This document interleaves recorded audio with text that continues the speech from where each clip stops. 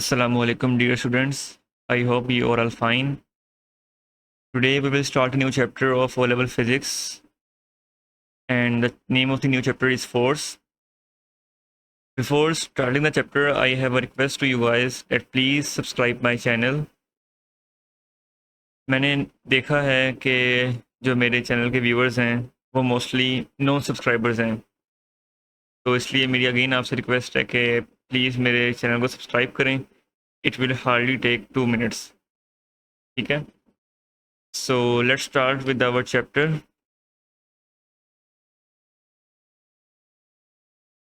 Force होती क्या है? फोर्स इज अ पुश और pull that can change the motion और shape of an object. The unit of force is Newton. Next, we will discuss what are the types of force. The first type is contact force. अब बच्चों, जैसा कि आपको नाम बता रहा है कॉन्टैक्ट फोर्स, कॉन्टैक्ट का मतलब क्या होता है कि आपस में वो मिले हुए हैं, उनका कॉन्टैक्ट है. ठीक है, सो इसकी डेफिनेशन क्या होगी? Contact force acts only when two objects are in contact with each other. ठीक है, इससे कुछ एग्जांपल्स हैं: फ्रिक्शन, ड्रैग, ड्रैग को हम लोग एयर रेजिस्टेंस भी कहते हैं, tension, thrust that is driving force, and the normal contact force. For example, अगर मेरे पास एक कार है,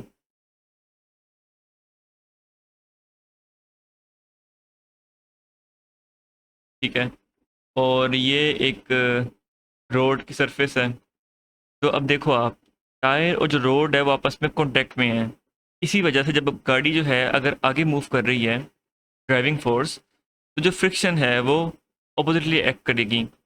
और क्यों एक्ट कर रही है? ड्यू टू दिस कॉन्टैक्ट, इसलिए फ्रिक्शन एक कॉन्टैक्ट फोर्स है. इसी तरह जब वो हमारा, फॉर एग्जांपल, जब गाड़ी की एग्जांपल लेते हैं, अगर वो चल रही है तो एक तो फ्रिक्शन एक्ट करेगी, दूसरा एयर रेजिस्टेंस एक्ट करेगी इसके ऊपर, क्योंकि हवा के साथ आपका कॉन्टैक्ट हो रहा है और हवा जो है आपको अपोज करेगी. Next is non contact force. ये कॉन्टैक्ट फोर्स का ऑपोजिट है, इसमें कोई कॉन्टैक्ट नहीं होता और ये फोर्स जो है वो एक्ट करती है. इसके एग्जांपल्स हैं ग्रेविटेशनल फोर्स, इसको हम लोग वेट भी कहते हैं, मैग्नेटिक फोर्स, इलेक्ट्रोस्टैटिक फोर्स. और ये ऐसी फोर्सेस हैं जिनके लिए कॉन्टैक्ट में होना ज़रूरी नहीं है, ये विदाउट कॉन्टैक्ट एक्ट करती हैं. ठीक है, फॉर एग्जांपल, अगर आप ऊंचाई से छलांग मारो, ठीक है, तो आल्दो आप कॉन्टैक्ट में नहीं हो किसी के साथ भी, सिर्फ एयर के साथ आप कॉन्टैक्ट में हो, तो इसलिए वहाँ पे एक कॉन्टैक्ट फोर्स अप्लाई होगी, डेट इज एयर रेजिस्टेंस. लेकिन वेट भी आपको आपके ऊपर अप्लाई होगा, जिसकी वजह से आप नीचे जा रहे होगे, नीचे ग्रेविटेशनल फोर्स जो है ना वो आपको पुल कर रही होगी अपनी तरफ. अब हालांकि आप तो कॉन्टैक्ट में नहीं हो अर्थ के साथ, लेकिन स्टिल आपको फोर्स जो है वो अपनी तरफ पुल करेगी. आई थिंक सो आपको समझ आ गया होगा कि what is non contact force. आगे है फ्री बॉडी डायग्राम. इसमें होता यह है कि फॉर एग्जांपल, जब हम लोग कोई सिनेरियो फेस करते हैं फिजिक्स के अंदर, फॉर एग्जांपल अगर हमने एयरप्लेन को कंसीडर करना है या फिर एक कार को कंसीडर करना है, तो उसकी प्रॉपर वे में डायग्राम बनाना बहुत मुश्किल होती है. लेकिन कुछ लोग बना भी लेते हैं, जो कि जिनको आर्ट का शौक होता है. लेकिन एक आम बंदे के तौर पे इसको ड्रॉ करना मुश्किल होता है, इसलिए इसको हम लोग उन डायग्राम्स को, उन बॉडीज़ को, फॉर एग्जांपल कार को हम लोग एक बॉक्स से रिप्रेजेंट कर देते हैं, ठीक है, या फिर एक डॉट से रिप्रेजेंट कर देते हैं, जिसको हम लोग फ्री बॉडी डायग्राम कहते हैं. अब जो मैंने ये डायग्राम ड्रॉ की हुई है, इसमें है ये कि जो ग्रीन है ना, ग्रीन ये है ग्राउंड, ठीक है, और जो ऑरेंज कलर का जो बॉक्स है वो है फॉर एग्जांपल कार. अब जो मैंने रेड एरो से डायरेक्शंस बनाई हुई हैं वो है फोर्स, जो फोर्स एक्ट कर रही है. अभी जो गाड़ी है ना ये डाउन दी हिल जा रही है, ठीक है, तो उसमें कौन कौन सी फोर्सेस एक्ट कर रही हैं? फ्रंट में फोर्स जो है वो होगी ड्राइविंग फोर्स, ड्राइविंग फोर्स, क्योंकि जो गाड़ी है वो नीचे की तरफ जा रही है डाउन दी हिल. और बिल्कुल नीचे जो है वो वेट एक्ट करेगा, और you can say gravitational force, क्योंकि ये हमेशा अर्थ के सेंटर में एक्ट करती है. और बिल्कुल ऊपर जो है ना फोर्स जो एक्ट करेगी वो है नॉर्मल कॉन्टैक्ट फोर्स. अब नॉर्मल कॉन्टैक्ट फोर्स, इसका क्या मतलब है? एक्चुअली बेटा होता ही है कि आप ही नोट करो, यहाँ पे लिखा हुआ है नॉर्मल. नॉर्मल का क्या मतलब होता है मैथ्स के अंदर? इसका मतलब होता है परपेंडिकुलर। और जो मैंने ये एंगल ड्रॉ किया हुआ है, ये भी एक परपेंडिकुलर एंगल है। तो नॉर्मल का मतलब ये हो गया कि सरफेस के साथ परपेंडिकुलर, यानी नॉर्मल कॉन्टैक्ट फोर्स वो है जो कि उस ऑब्जेक्ट के ऊपर अप्लाई होती है जो कि ग्राउंड के साथ या किसी भी चीज़ के साथ कॉन्टैक्ट में है। और जो ये फोर्स है वो उस ग्राउंड के परपेंडिकुलरली जो है ना वो एक्ट करती है, यानी 90 डिग्री के साथ एक्ट करती है। इसमें देखो, ये जो गाड़ी है ये ग्राउंड से कॉन्टैक्ट में है, ठीक है। कॉन्टैक्ट फोर्स का मतलब आपको समझ आ गया होगा कि ये कॉन्टैक्ट में है ग्राउंड के साथ। और नॉर्मल इसलिए है क्योंकि इसका जो एंगल है विद रिस्पेक्ट टू ग्राउंड वो है 90 डिग्री परपेंडिकुलर, यानी ठीक है। और ये एक फोर्स है जो कि एक्ट कर रही है ऊपर की तरफ। आई होप आपको समझ आ गया होगा। और बाकी जो लेफ्ट साइड में एक तो फ्रिक्शन एक्ट करेगी,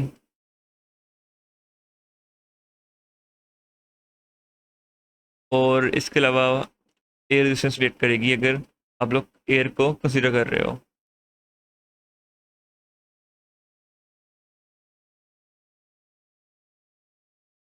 तो ये है बच्चों free body diagram. Next is we will discuss Newton's three laws. First of all, what is Newton's first law? An object remains at rest or continues to move in a straight line at constant speed unless acted on by a resultant force।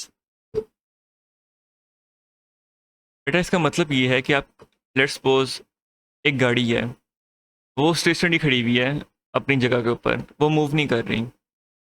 अब वो जो गाड़ी है वो अपनी जगह पे खड़ी रहेगी जब तक कि आप उसमें कोई रिजल्टेंट फोर्स अप्लाई नहीं करते। रिजल्टेंट फोर्स का मतलब ये है कि गाड़ी के ऊपर अगर गाड़ी मूव कर रही है, उसके ऊपर ज़्यादा सारी फोर्सेस एक्ट करेंगी। एक ड्राइविंग फोर्स हो गई, एक फ्रिक्शन हो गई, एक एयर रेजिस्टेंस हो गई, ठीक है। तो इनकी जो डायरेक्शंस हैं वो भी डिफरेंट होंगी, क्योंकि हमने ऊपर मैं आपको पॉइंट आउट करना भूल गया कि जो फोर्स है वो एक वेक्टर क्वांटिटी है। इसका मतलब ये है कि हमने डायरेक्शन को कंसिडर करना है। अब फॉर एग्जांपल एक गाड़ी थी, जैसे मैंने एग्जांपल आपको दी थी, ये ड्राइविंग फोर्स हो गई, ये फ्रिक्शन, ये एयर रेजिस्टेंस, ठीक है। तो राइट साइड को मैं कहता हूँ पॉजिटिव है, लेफ्ट साइड को मैं कहता हूँ कि नेगेटिव है। तो लेट्स सपोज इट, ये 4 है, ये 1 है, ये 1 न्यूटन है। तो 4 minus one which is equal to 2। तो 2 जो है ना वो रिजल्टेंट फोर्स है, और उसका जो मैग्नीट्यूड है वो पॉजिटिव है। इसका मतलब ये हुआ कि जो गाड़ी है वो इस तरफ मूव करेगी विथ फोर्स ऑफ 2 न्यूटन्स, ठीक है। तो ये है कॉन्सेप्ट रिजल्टेंट फोर्स का, जिसको हम लोग आगे जाके दोबारा पढ़ेंगे डिटेल के साथ। तो मैं आपको समझा रहा था कि लेट्स सपोज आपके पास एक गाड़ी है जो कि अपनी जगह पे खड़ी हुई है, और जब तक कि आप उसके ऊपर कोई फोर्स अप्लाई नहीं करोगे वो वहीं पे खड़ी रहेगी, ठीक है। जब आप उसको फोर्स अप्लाई कर दोगे, रिजल्टेंट फोर्स अप्लाई करोगे, तो वो मूव करना शुरू कर देगी, ठीक है। इसी तरह अगर एक गाड़ी है आपकी जो कि मूव कर रही है किसी रोड के ऊपर, और जो उसकी स्पीड है वो कांस्टेंट रहेगी। कांस्टेंट इसलिए रहेगी क्योंकि रिजल्टेंट फोर्स जो है वो ज़ीरो है। इधर भी 2 न्यूटन से वो मूव कर रही है, और लेफ्ट साइड में जो उसकी फ्रिक्शंस वगैरह हैं, या फिर जो कहते हैं रजिस्टर्ड फोर्सेस, वो भी 2 न्यूटन्स हैं। तो 2 माइनस 2 ज़ीरो, 0 न्यूटन्स हैं, एक्सेलरेशन ज़ीरो है जो। तो इसका मतलब है कि जो गाड़ी है वो कांस्टेंट स्पीड से मूव करेगी। अब गाड़ी अगर कांस्टेंट स्पीड से मूव कर रही है, तो तब तक वो इसी तरह मूव करती रहेगी जब तक कि कोई रिजल्टेंट फोर्स अप्लाई नहीं होती। लेट्स सपोज अगर आप ड्राइविंग फोर्स जो है वो कर देते हो 5 न्यूटन्स, तो 5 माइनस 2 क्या होता है? 3। अब जो गाड़ी है ना वो 3 न्यूटन की फोर्स के साथ मूव करेगी, और हैंस उसकी जो स्पीड है वो भी बढ़ना शुरू हो जाएगी, क्योंकि एक्सेलरेशन भी उसकी बढ़ेगी। अब जो मैंने ये बातें मेंशन की हैं कि एक्सेलरेशन बढ़ रही है, कांस्टेंट स्पीड है, रिजल्टेंट फोर्स है, तो आई थिंक सो कि आपको ये बातें अभी नहीं समझ आ रही होंगी, लेकिन अभी आप होल्ड ऑन करो। आगे इंशाल्लाह हम लोग इसी क्लास के अंदर इन बातों को मज़ीद डिटेल के साथ डिस्कस करेंगे। सो आगे है इफ़ेक्ट्स ऑफ फोर्स, जिनमें से एक है कि इंक्रीज स्पीड, वो स्पीड को इंक्रीज करती है। Decrease speed, stop motion, start motion, change direction and change speed. तो ये कुछ इफेक्ट्स हैं जो कि फोर्स जो है वो एक बॉडी के ऊपर डालती है। अब जो है ना बेटा कॉन्सेप्ट है रिजल्टेंट फोर्स का, ये बहुत ज़रूरी है। इसको आप समझ लोगे ना तो आपको न्यूटन्स फर्स्ट लॉ भी अच्छी तरह समझ आ जाएगा इंशाल्लाह। इसमें होता ये बेटा कि जिस तरह कि मैंने आपको बताया है कि फॉर एग्जांपल अगर आपके पास एक बॉडी है, लेट्स सपोज ये एक बॉक्स है, तो ये फोर्सेस जो है ना इस बॉडी के ऊपर एक्ट कर रही हैं, लेट्स सपोज 2 न्यूटन्स। ठीक है, तो रूल देखो बेटा, अगर तो दो फोर्सेस सेम डायरेक्शन में हैं तो हम लोग उनको ऐड करेंगे। तो रिजल्टेंट फोर्स क्या हुई इस केस में?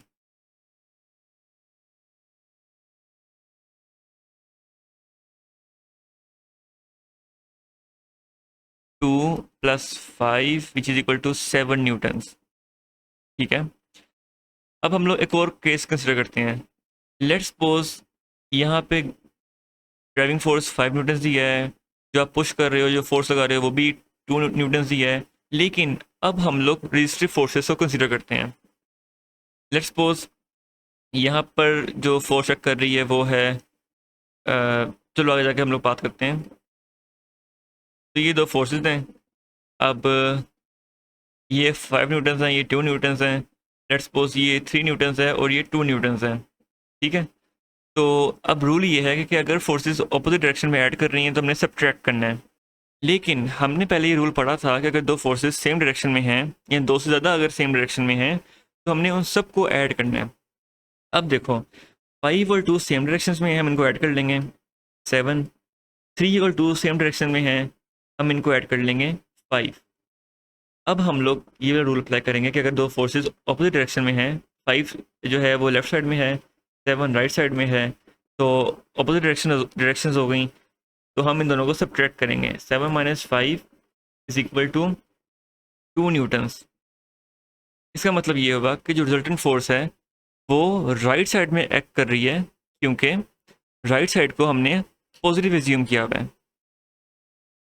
ठीक है, हमने पॉजिटिव एज्यूम किया हुआ है, यही वजह है कि जो 7 है वो प्लस है और जो 5 है हमने, क्योंकि वो लेफ्ट साइड में एक्ट कर रही है, हम उसको नेगेटिव एज्यूम कर लेंगे। तो 7 - 5 क्या आंसर आता है? 2 न्यूटन्स। ठीक है, एक्चुअली में बेटा होता ये है कि जो जनरल रूल है ना कि आपने फोर्सेस को ऐड करना है, चाहे वो लेफ्ट में कर रहे हो एक्ट यहाँ पर राइट में। अब ऐड कैसे करना है? देखो 7 जो है वो राइट साइड में मूव कर रही है, हमने उसको पॉजिटिव साइन दिया हुआ है। 5 जो है वो लेफ्ट साइड में मूव कर रही है, हमने उसको नेगेटिव साइन दिया हुआ है। तो 7 + -5 क्या आंसर आता है? 7 - 5 इज इक्वल टू 2। लेकिन आपको कन्फ्यूजन से बचाने के लिए मैंने ये सिंपल सा रूल लिख लिया है कि आपने फोर्सेस को सब्ट्रैक्ट करना है, और इसमें डिफ़ॉल्ट यही है कि राइट साइड पॉजिटिव है और लेफ्ट साइड नेगेटिव है। अब लेट्स सपोज राइट साइड में जाके फोर्स एक्ट करती है वो 5 है, बल्कि मैं इसको यहाँ से सही कर लेता हूँ। लेट्स सपोज राइट साइड में जो फोर्स एक्ट कर रही है वो है 5 न्यूटन्स, और लेफ्ट साइड में जो फोर्स मूव कर रही है वो है 7 न्यूटन्स। अब बच्चों आपने करना बताऊँ क्या है? आपने हमेशा, अगर आपने इस रूल को फॉलो करना है ना कि ऑपोजिट डायरेक्शंस मीन सब्ट्रैक्ट, आपने हमेशा ये बात याद रखनी है कि आपने हमेशा हमेशा राइट साइड को सब्ट्रैक्ट करना है लेफ्ट साइड से। मैं यहाँ पे लिख भी देता हूँ, RHS right hand side minus LHS left hand side. तो 5 - 2 क्या 5 - 7 क्या आंसर आया? -2 न्यूटन्स।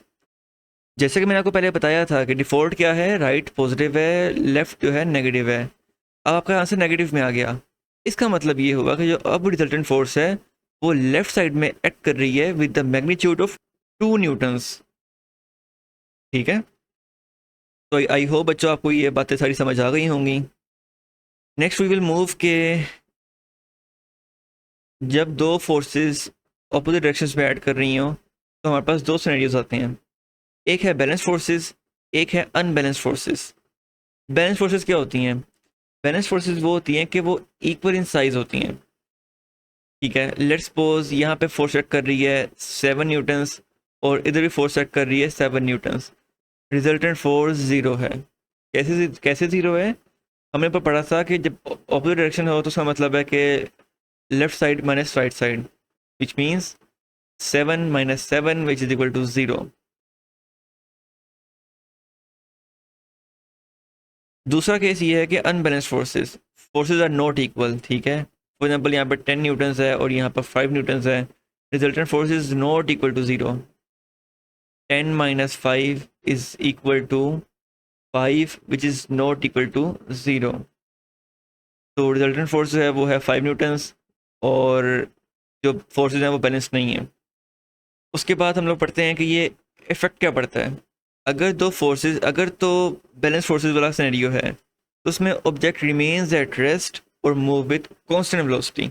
अब बच्चों आप लोग रिलेट कर पा रहे होगे न्यूटन्स फर्स्ट लॉ को और balance forces, unbalance forces, resultant forces का कॉन्सेप्ट को, ठीक है। अगर तो अनबैलेंस फोर्सेस है तो दो इफेक्ट्स पड़ते हैं। एक तो ऑब्जेक्ट जो है वो एक्सेलरेट करता है, दूसरा ये इट्स स्पीड और डायरेक्शन चेंजेस, ठीक है। अब आप इस बात को मज़ीद जो है वो रिलेट कर पाओगे by studying Newton second law. Newton second law कहता है कि the acceleration of an object is directly proportional to the resultant force acting on it and inversely proportional to the object's mass. बच्चों ये एक formula है जो कि बहुत ज़रूरी है, आपको ये फॉर्मूला हमेशा याद होना चाहिए। ओ लेवल फिजिक्स, इनफैक्ट जब आप आगे जाओगे ए लेवल फिजिक्स में तब भी ये कॉन्सेप्ट बहुत काम आएगा। अगर आप आगे इंजीनियरिंग में जाओगे तब भी ये आपका फॉर्मूला बहुत काम आएगा। इसमें एफ का मतलब होता है कि रिजल्टेंट फोर्स। ये कोई आम फोर्स नहीं है, ये है resultant force. It is not an ordinary force, ठीक है। तो ये बात याद रखनी है कि ये हमेशा रिजल्टेंट फोर्स होती है। मसलन कुछ बच्चे जो है ना वो अगर उनको कोई क्वेश्चन आता है कि बेटा एक गाड़ी है उस पर फोर्स रखा रही है 5 न्यूटन्स और जो रजिस्ट्री फोर्स है वो 2 न्यूटन्स हैं, तो आप इस गाड़ी का मैस निकालो जब उसकी एक्सेलरेशन 2 है। अब बच्चे करते ही हैं कि इस फॉर्मूला को तो कैसे अप्लाई करते हैं, वो कहते हैं 5 is equal to m into 2 और m इज इक्वल टू 5/2, जो कि बिल्कुल गलत है। भाई ये रिजल्टेंट फोर्स है, ये सिंपल ड्राइविंग फोर्स नहीं है और ना ही रजिस्ट्री फोर्स है। रिजल्टेंट फोर्स के लिए मैंने आपको फॉर्मूला बताया था कि अगर जो दो डायरेक्शंस हैं फोर्सेस की वो ऑपोजिट हैं तो 5 - 2 इज इक्वल टू 3। अब आप करोगे ना 3 is equal to m into 2, तो तब आपका जो आंसर है वो ठीक आएगा, ठीक है। तो ये हमने याद रखना है, resultant force is equal to mass into acceleration. अब बच्चों इस फॉर्मूला से ना हमें कुछ रिलेशंस हैं वो पता चल रहे हैं, वो बड़े इंपॉर्टेंट हैं।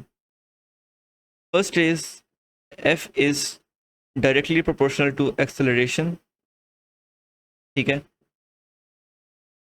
सेकंड इज अगर मैं इस फॉर्मूला को रीअरेंज करता हूँ a is equal to f/m, तो इसका मतलब ये हुआ कि acceleration is inversely proportional to mass, ठीक है। अब हमें इन दो कॉन्सेप्ट से क्या बात पता चलती है। इसका मतलब ये है, फर्स्ट वाले का मतलब ये है कि अगर फोर्स बढ़ेगी, अगर रिजल्टेंट फोर्स हो रही, देखा ना मैंने वही गलती कर दी, अगर रिजल्टेंट फोर्स जो है इंक्रीज होगी तो जो एक्सेलरेशन है वो भी इंक्रीज होगी। अब बच्चों देखो, अब मैंने आपको ऊपर क्या पढ़ाया था, N object remains at rest और continues to move in a straight line unless acted on by a resultant force। अगर रिजल्टेंट फोर्स एक्ट करेगी तो तभी जो है आपकी एक्सेलरेशन बढ़ेगी। रिजल्टेंट फोर्स इंक्रीज होगी तो एक्सेलरेशन ही बढ़ेगी, एक्सेलरेशन बढ़ेगी तो स्पीड कांस्टेंट नहीं रहेगी, स्पीड विल इंक्रीज, ठीक है। और अगर आप रेस्ट पर थे और आपने रिजल्टेंट फोर्स अप्लाई किया तो अगेन आपकी एक्सेलरेशन बढ़ेगी और आपकी स्पीड बढ़ेगी and hence you will start moving.